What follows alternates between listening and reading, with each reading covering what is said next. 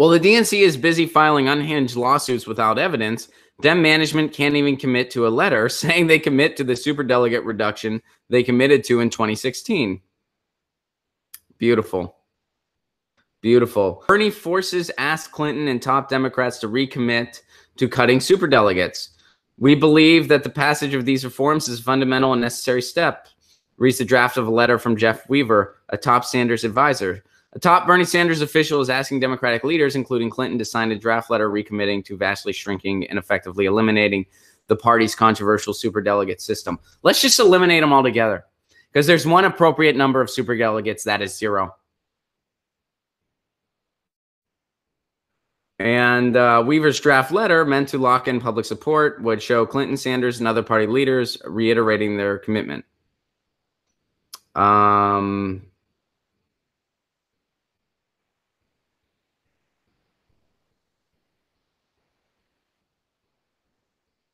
And it looks like no one signed it.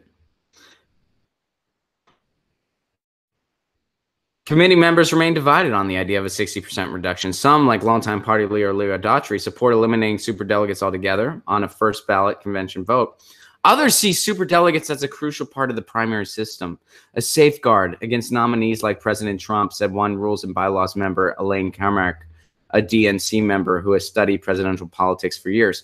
Kamarck has backed the original Unity Reform Commission proposal, but also made very clear she believes that in the long term, the more so-called peer review by veteran party leaders produces stronger presidential nominees. You mean like the weakest nominee in the party's history? You mean like Hillary Clinton? A nominee that lost to a reality TV clown who's done nothing but file bankruptcies in his life. The second most pathetic nominee to ever run for president, who lost to the most pathetic one in a literal unpopularity contest. You mean the superdelegates make sure we have stronger nominees like that?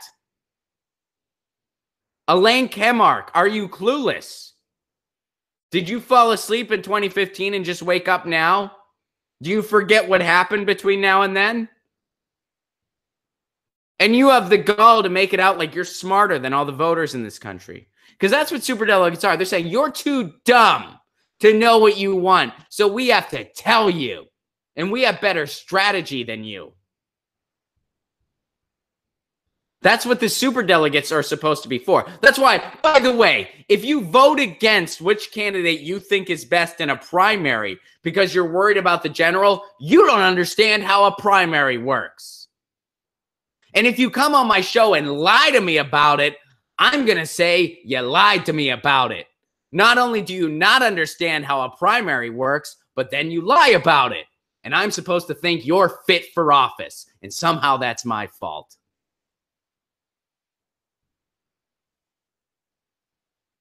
This whole idea runs completely counter to where the public is, Kamarck admitted.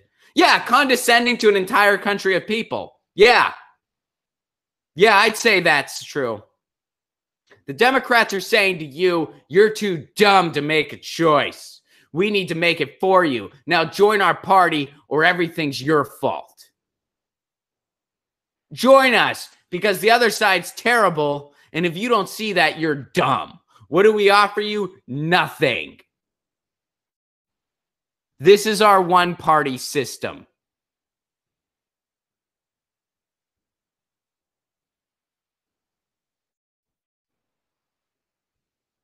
Hoot Hoot says she gets worse.